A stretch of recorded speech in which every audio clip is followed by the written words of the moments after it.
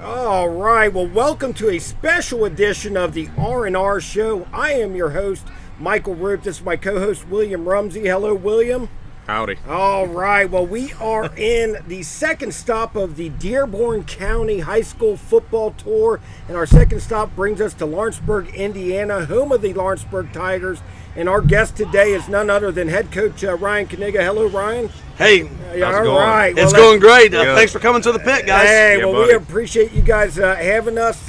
Obviously, it looks like you're going into your 10th year. Is that correct? That is. Yep, and you've already compiled a record of 77-31. It's got to be a rewarding, good feeling knowing that basically you're evoking the memories of the 70s and 80s teams of a powerhouse program that Lawrenceburg had in the past, and those memories are coming up because especially like the last 4 years, you've had a couple 11-2 records, and I believe a 13-2 record in the state finals. Berth, talk a little bit about that.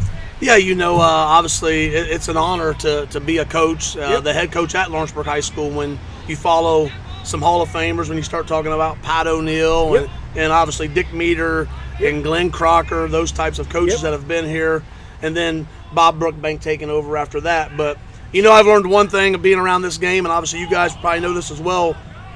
When you win games, it's because you got good kids. Yep, absolutely. And we've been very blessed at Lawrenceburg to have good kids, a lot of talent, and if we turn them into better young men, they put these numbers after our name.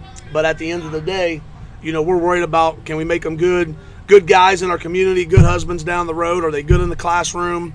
And different things like that. But there's no doubt there's a buzz around Tiger football. Absolutely. For sure. And it's been neat to see that to where we were at in 2011 when our staff took over to where we're at now. So, we're very pleased with our program, where we're going. And, we like to say we have an excellent tradition and an exciting future. So, as the saying goes, once a Tiger, always a Tiger, and that doesn't ring more true than you. Obviously, a great playing career here in Lawrenceburg, then going on to Indiana State, and now coming home. The coach your beloved Tigers. That's got to be awesome to be able to do that. Yeah, it is, and as I said, it's an honor to coach here. And the way that the community rallies around you. I think there would be some coaches that tell you, I don't know if you want to coach in your hometown, but with what we have here, our facilities, our venue, our fans, it's just an honor. And we're looking to keep building on that tradition, and hopefully we have a lot more exciting years ahead of us. Yeah, the community support is second to none. I mean, I've always said Lawrenceburg rallies around their team like no other. If you went to school in Lawrenceburg, you're always behind that program, and it still rings true today. So are you guys with, obviously what's going on in the world with COVID, do you kind of preach that to your guys like, hey, the community needs this right now? Take pride in it and how important they are. Do you tell them how important they are to the community? Yeah, we do. We talk about that a lot, because it's easy when you start talking about, hey, when we took over in 2011, what grade were you guys in? Mm-hmm. And now that you're here, obviously we got our young kids in our Pee Wee program, and it's amazing the guys that come back to see us during practice, from managers to coaches to players that obviously have graduated, and then every now and then you see a random person just watching and maybe coming into the bleachers, and you're like, oh, that's a Barry Way, that's a Chris Green, and those guys come back. So that's part of our program as well, us trying to teach our kids about our tradition and how much it means to our community, because it does. And I see it when I come down here and watch these games. I see it throughout the bleachers. And, there's a lot of pride. It's great. We have a lot of old timers. You can go back to the Art Street gang. Yeah. People talk about sitting on the sideline, and now they're starting to line the fence out here on Tiger Boulevard. So, there's no doubt our community supports this, and we need it right now, not only for our community, but for our kids. Agreed. We're looking forward to getting back at it and then opening up next Friday at East Central. That's awesome. Well, talking about this year's squad, obviously you have a great nucleus in place, returning, I believe, 7 starters on defense and 8 on offense. But now you did lose a lot of outstanding seniors from last year class. To name a few: Dalton Dixon, Gavin Yoon, Mason Kennedy, Jason Morton, Marshall Kinyard, and Andrew Rennekamp. So, I mean, how do you go about replacing some great players and great young men, as I mentioned. Yeah, all those players that you mentioned are great kids, first off, and they were great kids. And, most of those guys, some of them were 3-year starters for us. And you talk about the later years of our program, they had one of the best 4-year records as a Tiger athlete. When you talk about winning 3 sectionals, competing in a state championship as a freshman. So, they kind of put a very unique chapter in our tradition book. But those guys that you mentioned, they had just tremendous leadership ability. And as I say, a player-led team's a great team. Yeah, absolutely. And when a coach has to deal with some things, it's just a good team. And those guys that you mentioned, our locker room was great. Everything was great, from practice to the pregame meal.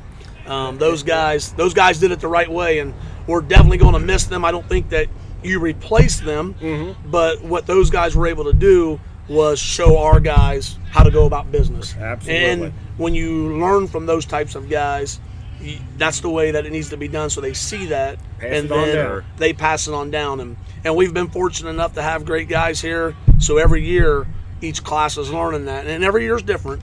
But so it's probably this year next man up to fill those positions. So kind of you have a scrimmage tomorrow, correct? Yep. What's kind of the most interesting positional battle that you have that you're looking at, or is everything solidified at this point? No, we have some competition going on right now. Okay. At 1 or 2 of our DB spots, a defensive end spot, and then offensive line. We're trying to find 1 or 2 guys there as well. And what we've tried to build our program off of is we tell the kids, you got to work while you wait. And some guys think, oh, I'm a freshman, I'm a sophomore, I'll wait till I'm a junior. But you can't do that in our program because, your time's going to come. We don't know when it is. Right. So we want you working while you're waiting. And, our guys have bought into that. And we got guys working, and there's competition. I mean, I'd be crazy to sit there and say we don't have a few positions wrapped up when you have guys coming back. I think QB's probably solidified, maybe running back, a few O-line spots. Right. But, we also got a little battle going on at 1 or 2 of our linebacker spots too. So, that's been the great thing is we have kids pushing each other. They're competing, and you can see that in practice. So it's helped. And, we'll get some guys on film tomorrow and evaluate them and, roll up the St. Leon and put our best 11 out there. Well, talking about your team a little bit, obviously that offense scoring at a blistering like 40-plus points a game, and that defense was stingy last year, a tick under 17 a game. Talk a little bit about what you expect out of that group this year. Who do you think obviously is going to be leading the charge? I think I know a few of them, but I'd like to hear them from you. Yeah, definitely on the defensive side of the ball. I think it's going to start up front with some of our guys. I think that was our most improved unit last year on the defense was our defensive line. We got a Division I football player in Ethan Paris, who right now has seven offers. Outstanding. And then we got a young guy by the name of Ashton Craig, who he has just grown so much in the last year. He's now 6'5", 270. Oh, wow. He's probably a D1 prospect in the next 2 years. Nice. And we got some good other young guys. We got a Trevor Jones who played some, a little for us last year, who brings some speed. And then Wyatt Hartman, who was a starting free safety for us last year, has gotten a little bigger, so we've actually moved him up in the box. And then at Mike linebacker, Noah Roulette played last year. He was a mixture in there, different packages that we ran. And then our defensive backs, we're just really talented. You got a Jace Bohan, you got a Luke Pierce, and then a Brennan Bushman, who's a sophomore for us, who's really developed here in the last couple of weeks. And as I said, we got a few guys battling, but for us, our team, if we can hold up in the trenches, our other guys are good enough to make plays. Oh, you definitely got some athletic playmakers out there. Yeah, we got that, and we got guys in the trenches. And then, on the offensive side of the ball, once again, we're a 3A school. We play some guys 2 ways. So, we'll be mixing in a new young center at sophomore, but, Logan Lang, he has some potential there. Okay. And then, you get back to Ashton and Ethan, and then Braden Watkins at guard. But we're going to go as well as, our line's going to block, and you got Adam Bird back there who had 1,700 yards and 20-some touchdowns. That's a good feeling. It's a good feeling. And then you got a quarterback who rushed for 1,000 and threw for 2,000. But I tell you, the guy that I think is going to have a really special year and he's going to have a breakout season, is Daya Patel. Okay. He's one of our receivers. He got some action last year, and I think he's another Division I receiver. Now, what year will he be in? He'll be a junior. Okay, so Very nice. he learned. He got some great learning experience last year as a sophomore. Yeah, he did. And when Gavin went down in the scrimmage last year, a lot of people, we played 8 games without our leading receiver. And, Daya Patel he has really, really had a great offseason. He is smooth. He's a great route runner, great hands, goes and gets the ball when it's in the air. So I'm really looking forward to see. That's going to be a fun combo right there. It would be. I wouldn't be shocked. I wouldn't be shocked if he was 20-plus touchdowns this year. Wow, Randy Moss. Randy Moss numbers. Well, he'll be hopefully mossing people. I like it. Well, listen.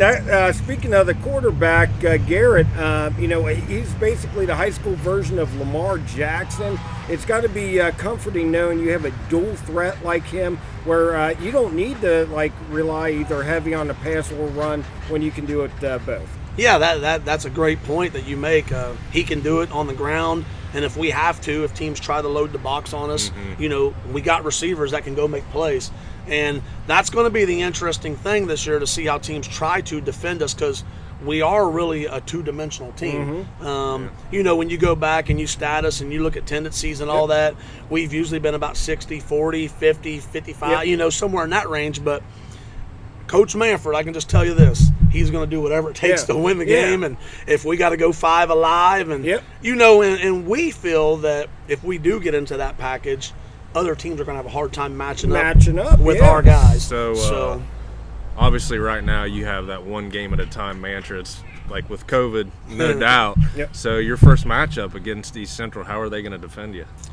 Well, we kind of have a clue since Coach Kastner was our defense coordinator here for multiple years. And then obviously Coach Schwartz was a coach here, and obviously with jobs out at East Central. And that's what kind of makes that game a little unique, because we know so much about each other and what we're doing. I think the one trump card that we have is Coach Kastner, Coach Schwartz, and the defense guys. They never know what Coach Manford's going to put together. They're always expecting the unexpected. And, I don't know how it's going to go. Coach Kastner's been, when we were here, he was a man guy. Then it's kind of some zone stuff at East Central now. But it's one of those things where you got to kind of maybe pick your poison. You're either going to try to put pressure on us, and you're going to leave matchups across the board one-on-one, or play some zone and hope your guys are up front are better than ours to stop the run. So, I think it'd be a little chess game. We're excited. Yeah, we'll be there. I think it's going to be a great game. I really do. And and both teams have, besides playing each other, even bigger aspirations. I know you don't want to pigeonhole your season just for that game, but it would be nice. I think it'd be nice for the senior class to get that little bugaboo. I don't know how many losses have been in a row. It's been a while. But I believe the last win was actually my senior team. Ironically, was the last team. But hey, listen, it's a that was a good team that beat you guys. I know that because you guys were good. That was definitely a great team of Lawrenceburg, but. It's going to be a lot of fun to watch that explosive matchup with, like I said, the championship aspirations on both sides of the ledger. It should be the game of the week for the Tri-State. Looks like you guys were ranked number 6 in Max Preps, and then East Central's number 4. Gotcha. So right off the gate, it's one of the more interesting matchups week 1 in the state of Indiana. Especially with Warren Central and Center Grove canceling week 1. When you sit down and look at two teams that have, high expectations, and if you look at early polls, it's going to be one of the better games kick off next Friday to get Indiana football started. And absolutely. And how your schedule sets up, I really like it that your two marquee games, it's bookend on the schedule. You got your first one with East Central, which has always been a great rivalry, and then South Dearborn, which is always the classic rivalry. And it's fun to see Dearborn County doing, because I think there was a few year hiatus with East Central, maybe where we weren't playing, and it's good to see that rivalry back. And SD is, I know, biting at the chomp to keep coming up the ranks too. So, Bill, what do you got, buddy? Yes, I have just one last question. So, each year football teams typically have a mantra or a saying that they go by. Do you have one this year? Can you divulge it? Yeah, we talk about that, and right now, you kind of get these things. Oh, we're going to change it every year. We do all of that, and we talk about it with our seniors, and right now it's just outwork yesterday.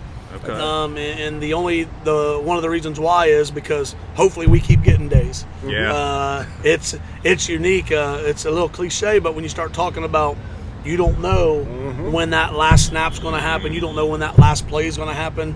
Sure. And right now in the world that we're living in, it's day to day. Yeah. So we want to outwork every day. Outwork yesterday. So when we come here, we want to outwork. I like that. Wednesday, Thursday, just because as a team, we're getting another opportunity to come together and work and make the Lawrenceburg Tigers better. Very nice. Tomorrow is definitely not promised in today's world, and you definitely want to make sure you leave that last good impression if it is your last game or last practice. So, hey, Coach, we appreciate you coming on the R&R show. We are looking forward to the upcoming season. We will be there on week 1 Awesome. for the Trojan game, and again, we look forward to big things out of the Tigers. Fist bump. Right? Yeah, and we appreciate everything you guys are doing. I've watched a few of the shows, and awesome. What you guys are doing for the area here, trying to bring folks to this. It's For sure. great. Well, I we really love enjoy it. So anytime you guys want to come down, Thank you. All right. you guys are Love more it, welcome man. to come to Yeah. Tiger Country. Sounds Appreciate good. it. I Thank you guys.